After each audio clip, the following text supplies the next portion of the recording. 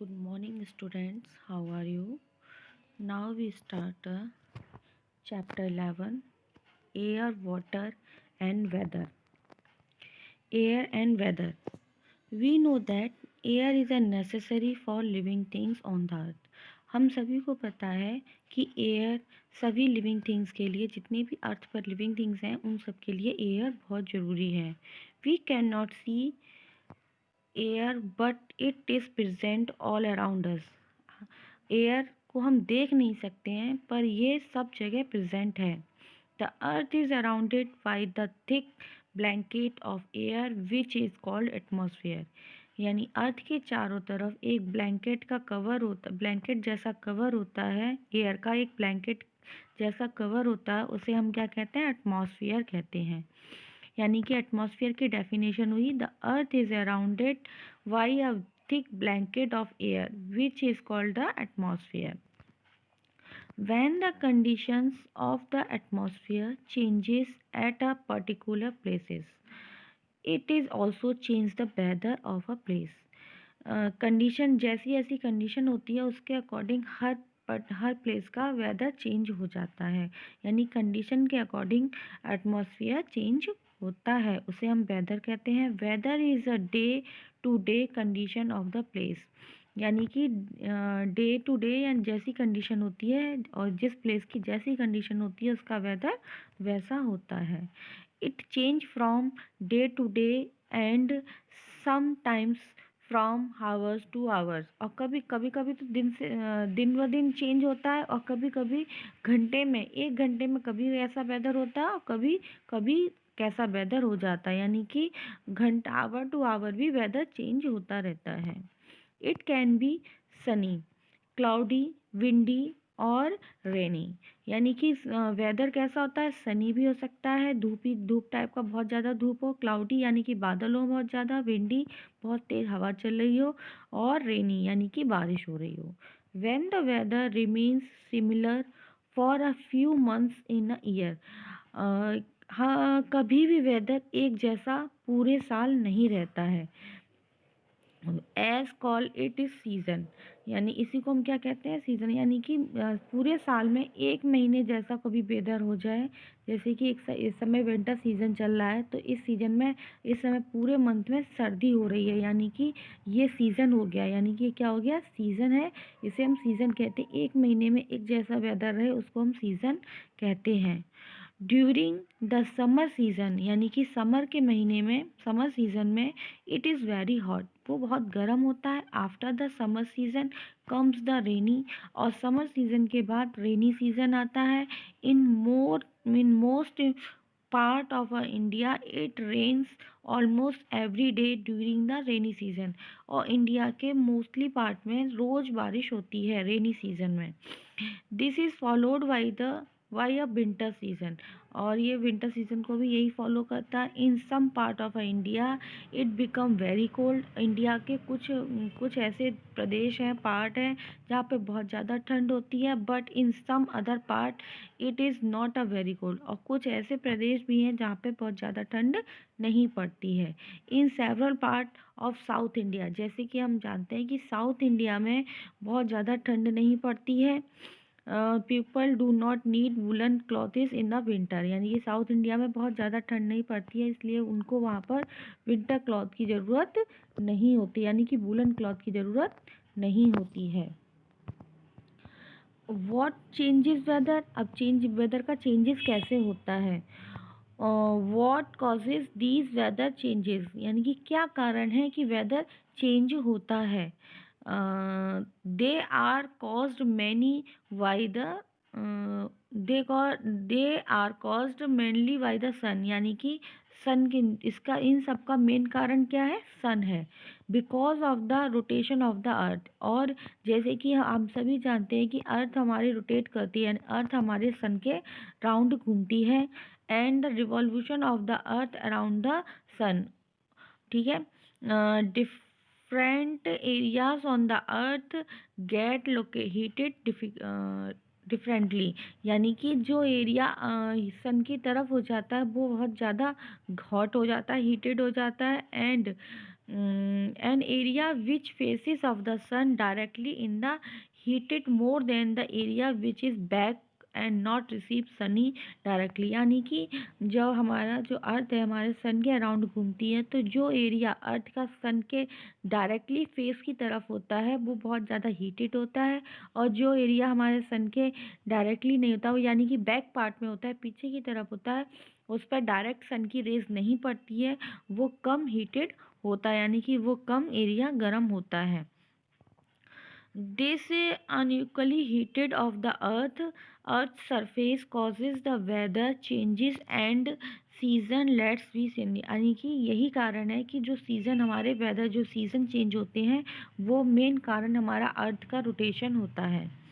आता है the sun causes the wind and rain, यानी कि जो सन का है, जो सन का मेन कॉजेज क्या है, wind and air. When the sun shine brightly, जब सन बहुत तेज चमकता है, it heated up and ground, और जो हमारे जो ग्राउंड है उसको बहुत ज़्यादा हीटेड कर देता है। The air एवब the ground also become hot, और पर जब हमारी एयर जो अर्थ की जो लैंड है उसको भी गर्म कर देता है, और वहाँ पे जब एयर चलती है यानी कि हवा चलती है, उसको भी ग्राउंड एरिया में जो हवा चलती है उसको भी वो गर्म कर देता है। Hot air are lighter than cold air, यानी कि जो हॉट एयर होती है वो लाइटर होती है as comparison to cold air. The hot air before therefore rises up, और जो हॉट एयर होती है वो जब लाइटर होती है तो वो ऊपर की तरफ आ जाती है, राइज अप हो जाती है। Cold air from the surrounding areas rushes to takes it place, और कोल्ड एयर होती है वो नीचे की तरफ सराउंडेड एरिया में आ जाती है। This causes the wind to blow, और यही कारण है कि विंड ब्लो करती है, यानी कि हवा ब्लो करती है, विंड ब्लो करती है। The heat of the sun changes water into water vapour, अब जो हीट है यानी कि जो एटमॉस्फेयर है वो बहुत हीटअप हो गया है सन की वजह से, तो क्या करती है जो वाटर है वो वाटर किस में चेंज हो जाता है, वाटर वेपर में चेंज होने लगता है। The water vapour upon cooling from the clouds, और जब जब वाटर वेपर ऊपर की तरफ चला जाता है और वो क्लाउड में जाकर के कूलिंग करने लगता है यानी कि ठंडा हो जाता है। When the clouds become very heavily, क्योंकि वो क्लाउड होते हैं बहुत हैवली हो जाते हैं, they fell back on the earth as a rain, और जब वो बहुत ज़्यादा हैवली हो जाते हैं और तो क्या कर देते हैं कि वो रेन के रूप में नीचे अर्थ पे आ जाते हैं, यानी कि बारिश होने लगती है। Sun causes land and sea breeze, if you have gone to the sea side you will know the during the day, आप कभी गए हैं सी साइड में यानी कि समुद्र के किनारे कभी गए हैं तो आपने देखा है कि जो डे टाइम में क्या होता है, wind blow from the sea to the land, तो हम देखते हैं कि जो विंड ब्लो कर रही है यानी कि जो विंड चल रही है वो सी से लैंड की तरफ चलती है, और एट नाइट में विंड ब्लो करती है land to sea. Let's see why the happens, ऐसा क्यों होता है, इसका कारण है, अब हम बताएंगे कि इसके क्या होता है। जैसे सी ब्रीज, यानी कि सी ब्रीज कैसे कहते हैं, ड्यूरिंग द डे, यानी कि डे टाइम में the land gets heated up the sun much quickly than water in the sea, यानी कि जो डे टाइम होता है उसमें क्या होता है, जो लैंड की जो हीटेड है, जो लैंड जल्दी गर्म हो जाती है एज कंपेरिजन टू वाटर सी, यानी कि वाटर कम गर्म, वाटर थोड़ा टाइम लगाता है गर्म होने में और लैंड जल्दी गर्म हो जाती है। As the land become warmers, और लैंड क्या होती है बहुत ज़्यादा वार्म हो जाती है, it heat air in the atmosphere above, और जब लैंड बहुत ज़्यादा गर्म हो जाती है तो जो उसके उसके वहाँ पर जो एयर चल रही है वो भी बहुत ज़्यादा एटमॉस्फेयर की एयर को भी बहुत हीटअप कर देती है। This become the air to become lighter and rise, और जो हॉट हमने भी पढ़ा था कि हॉट एयर लाइटर होती है as comparison to cold air, तो क्या करती है वो बहुत लाइटर हो जाती है और राइज अप हो जाती है, क्रिएटिंग अ वॉइड और empty space just above the land, और जो भी वो क्या करती है एम्प्टी एयर को क्रिएट कर देती है। Water heated up at a much slower place, और वाटर क्या होता है बहुत कम क्या हीटअप होता है, बहुत स्लोली स्लोली हीटअप होता है। The air above sea takes longer to get heat up and it is still cooler in the comparison to air above the land. अब क्या करता है, इस यही कारण होता है कि वाटर देर में गर्म होता है और देर में ही ठंडा होता है। लैंड जल्दी गर्म होती है, जल्दी ठंडी हो जाती है। This cooler and heavier air above the sea rushes towards the void created by the hot air above the land. This phenomena causes the breeze to blow from the sea towards the land। और यही phenomena इसमें create करता है कि जो air blow करती है वो डे टाइम में सी से लैंड की तरफ ब्लो करती है। This is known and the sea breeze, और इसीलिए इसका नाम क्या दिया गया है, सी ब्रिज। यानी कि डे टाइम में जो एयर है वो सी से लैंड की तरफ ब्लो करती है, उसको हम सी ब्रिज कहते हैं। अब आता है land breeze. At a night, यानी कि नाइट टाइम में the land cools down much faster than the sea. यानी कि क्या होता है कि जो लैंड होती है बहुत जल्दी ठंडी हो जाती है as comparison to sea. As the land become cooler air above it also become cooler quickly. जैसे और एयर भी क्या होती है, जल्दी ठंडी हो जाती है एज कंपेरिजन टू और air. Since the sea is warmer than the land, और यही कारण है कि जो लैंड है बहुत जल्दी गर्म भी होती है। The air above the sea also remain warmer. This warm air rises and now the cooler and heavier air above the land rushes towards the sea. और वो क्या करती है, जो एयर होती है वो जो हल्की वार्म हो जाती है तो वो क्या करती है, लैंड से सी की तरफ वार्म अप करने मतलब ब्लो करने लगती है। This causes breeze to blow from land towards the sea. और वो क्या करती है, वो किधर की तरफ ब्लो करती है, लैंड से सी की तरफ। This is refer to land breeze, इसीलिए इसका नाम क्या दिया गया है, लैंड ब्रिज नाम दिया गया है। आप ये डायग्राम में देख रहे होंगे कि सी ब्रिज में सी से लैंड की तरफ ब्लो कर रही है एयर, और लैंड ब्रिज में लैंड से सी की तरफ ब्लो कर रही है। नेक्स्ट है आपका वेदर। वाटर, वाटर क्या है, water around 71% of the earth surface is covered with the water. हम सभी जानते हैं कि जो हमारा अर्थ का जो सरफेस एरिया है वो 71% वाटर से कवर्ड है। Water is founded in river, sea, pond, lake and oceans. हमें ये भी पता है कि वाटर हमें कहाँ कहाँ मिलता है, रिवर में, sea, pond, lake and oceans. It is also present in the form of ice and glaciers. और वाटर क्या है, एक फॉर्म में और भी प्रेजेंट होता है, वो कौन सा होता है, आइस एंड ग्लेशियर के फॉर्म में। Water is also found underground. और वाटर क्या है, हमें रिवर और सी, पॉन्ड से ही नहीं मिलता है, बल्कि वाटर हमें किससे मिलता है, अंडरग्राउंड वाटर भी हमें मिलता है। It is also present in air. और वाटर क्या है, एयर में भी प्रेजेंट होता है। Water changes from the one state to another due to heating and cooling place. ठीक है, यानी कि वाटर को हम एक फॉर्म से दूसरे फॉर्म में चेंज कर सकते हैं। वो दो प्रोसेस होते हैं, या हीटिंग फॉर्म या कूलिंग फॉर्म के इसमें। अब नेक्स्ट है इवेपोरेशन। इवेपोरेशन का मतलब क्या होता है, the water in the ponded usually disappear in a day time. यानी कि जब वाटर डे टाइम होता है तो वाटर वेपर में पॉन्डेड होता है। और where does it is go, तो वाटर कहाँ चला जाता है, it sun heated the water on the surface of the earth and change it into water vapor। क्या होता है, सन टाइम में, जब जो डे टाइम में सन होता है, सन हीटेड करता है वाटर को, और वो क्या हो जाता है, वाटर किस में चेंज होता आता है, वाटर वेपर में चेंज हो जाता है। The process of the change of water into water vapour is called evaporation. वह प्रोसेस जो वाटर को वाटर वेपर में चेंज कर देता है वह एवेपोरेशन प्रोसेस कहलाता है।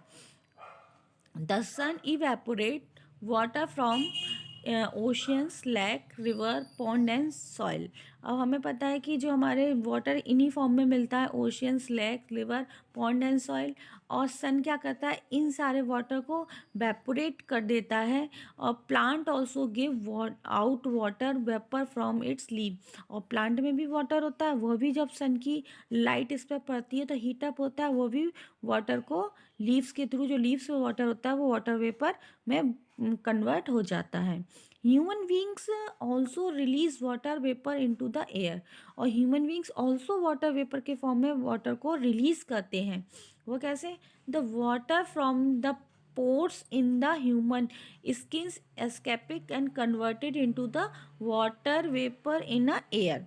यानी कि जो गर्मियों के दिनों में जो हमें स्वेट आता है, पसीना आता है, वो क्या है? वाटर के फॉर्म में होता है। और जो हीट अप होता है तो वाटर वेपर के जो पोर्स होते हैं उनसे क्या होता है? वाटर निकल के हीट अप हो जाता है, वाटर वेपर में कन्वर्टेड हो जाता है।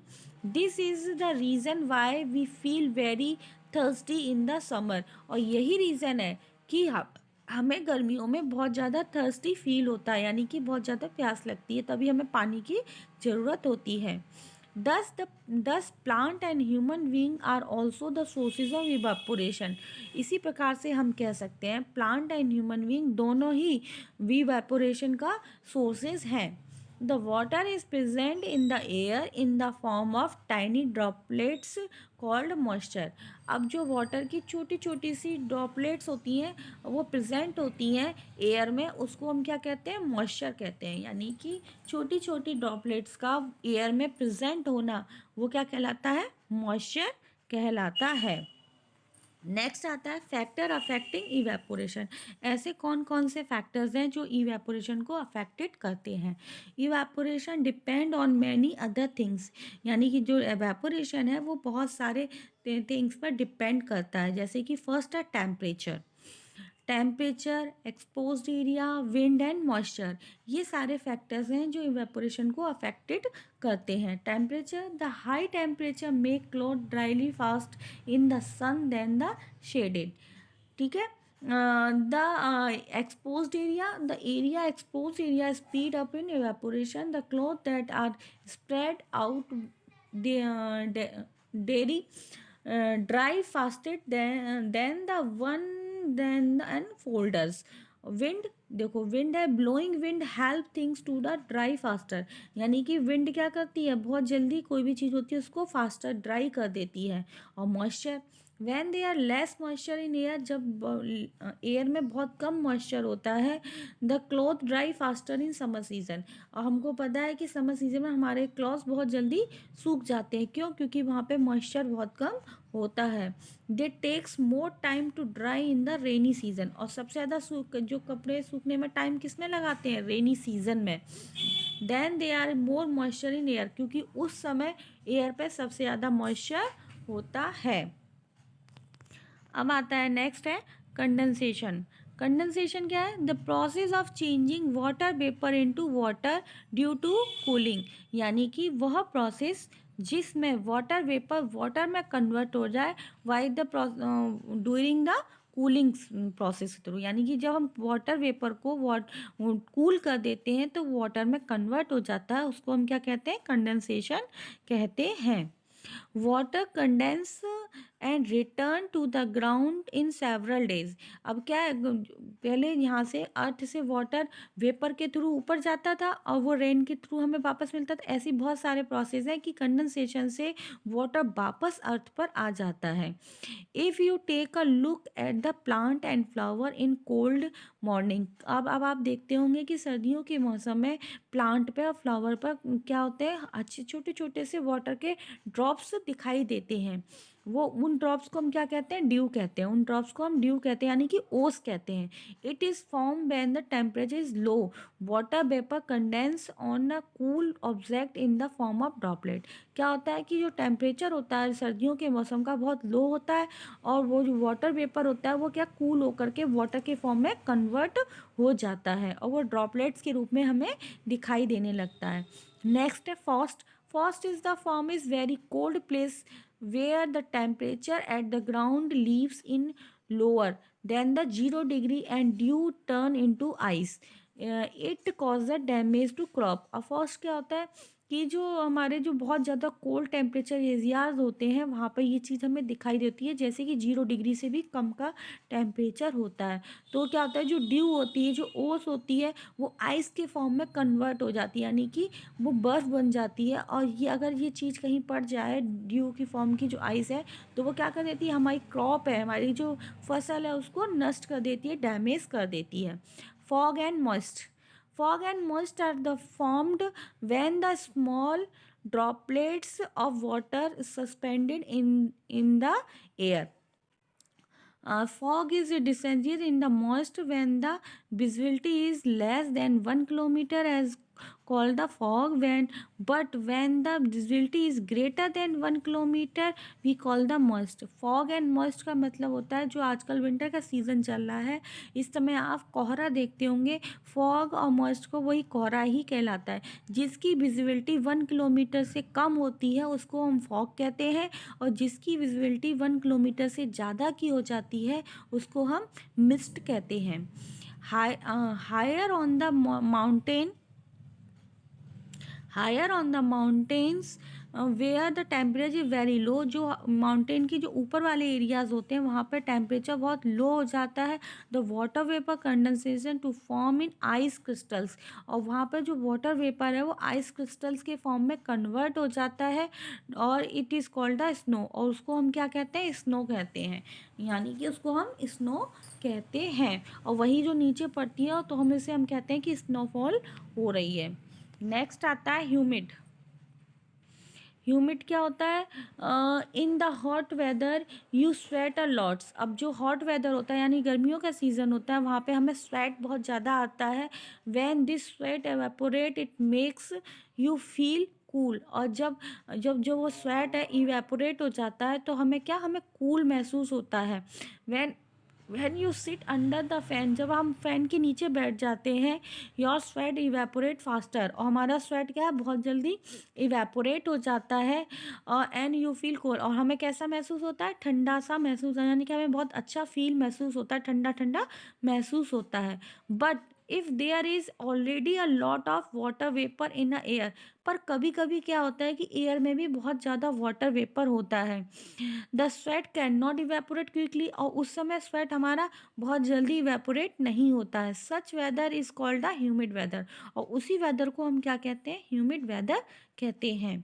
Y do we feel very uncomfortable on the hot day during the rainy season. अब क्या कारण है कि हम रेनी सीजन में अनकम्फर्टेबल फील करते हैं, बिकॉज क्योंकि ड्यूरिंग रेनी सीजन, रेनी वाला सीज़न में इट इज़ वेरी ह्यूमिड, क्योंकि उस समय क्या होता है, ह्यूमिड बहुत ज़्यादा होता है। Your sweat can not be evaporate, और हमारा जो स्वेट है वो जल्दी से इवेपोरेट नहीं हो पाता है, even the under the fan, चाहे हम फैन के नीचे हों या कहीं पे भी हों, और इसी वजह से हमें क्या अनकम्फर्टेबल फील महसूस होता है। नेक्स्ट है water cycle. The water present on the earth keep on a moving between the lake, river, oceans and the atmosphere. It is known as water cycle, यानी कि जो वाटर प्रेजेंट होता है और वो मूविंग करता है जैसे कि lake, river, oceans and atmosphere में, उसे हम वाटर साइकिल कहते हैं। In nature the process of evaporation and condensation happen continuously. अब हमारे नेचर में क्या होता है, इवेपोरेशन और कंडेंसेशन दोनों कंटिन्यूसली में चलते रहते हैं, और इसका रिजल्ट क्या बनता है, यही रिजल्ट हमारा वाटर साइकिल में कन्वर्ट, यही इसी को हम क्या कहते हैं, वाटर साइकिल कहते हैं। यानी कि नेचर का कंडेंसेशन और इवेपोरेशन में कंटिन्यूसली में चेंज होना वो वाटर साइकिल के थ्रू ही होता है। अब क्या आता है कि let's now understand the water cycle detail, यानी कि वाटर साइकिल को हम कैसे जानेंगे वो देखिए। The sun heated the water, यानी कि the sun heated the water, यानी कि जो वाटर है वो सन को हीटअप कर देता है। The water evaporate and rise into the air, अब जो वाटर है वो इवेपोरेट हो जाता है और क्या ऊपर, और राइज अप होकर के वो एयर में कन्वर्ट हो जाता है, इवेपोरेट हो गया वो एयर में ऊपर की तरफ चला गया। The water vapour cools and condense to become droplet which from the cloud. अब क्या करते हैं, जो वाटर वेपर है वो कूल होकर कंडेंस हो गया और वो क्या ड्रॉपलेट के रूप में क्लाउड के फॉर्म में कन्वर्ट हो गया, क्लाउड के फॉर्म में बन गया है। When the enough water condense, जब बहुत सारा वाटर कंडेंस हो जाता है, द ड्रॉप बिकम हैवली, और जो ड्रॉप्स होती है बहुत हैवी हो जाती हैं, and fall to the ground. और वो क्या होती है, जब बहुत ज़्यादा चीज़ होती है और क्लाउड हमारे हैवी हो जाते हैं, तो वो क्या है कि ग्राउंड में आ जाते हैं। इन किस किस के फॉर्म में आते हैं, रेन के फॉर्म में। रेन के फॉर्म में जो वाटर है वो ग्राउंड की तरफ आ जाता है, एंड स्नो रेन के फॉर्म में या स्नो के फॉर्म में, दोनों के फॉर्म में हमारे ग्राउंड में मिल जाता है। It is also known as precipitation. ठीक है, some rain seep into the soil और to the form of ground water. और कुछ जो वाटर, जो रेन वाटर है, वो क्या होता है कि वो सोक्ड हो जाता है ग्राउंड वाटर, यानी कि अंदर की तरफ ग्राउंड वाटर में चला जाता है। The rest flow through the river. और बचा हुआ जो वाटर है वो क्या जाता है कि रिवर में, वापस रिवर में चला जाता है, और रिवर से होते हुए वो कहाँ चला जाता है, ओशियंस में चला जाता है। अब आपका ये चैप्टर हो जाता है फिनिश। और अब नेक्स्ट उसमें हम एक्सरसाइज वगैरह के बारे में आपको बताएंगे।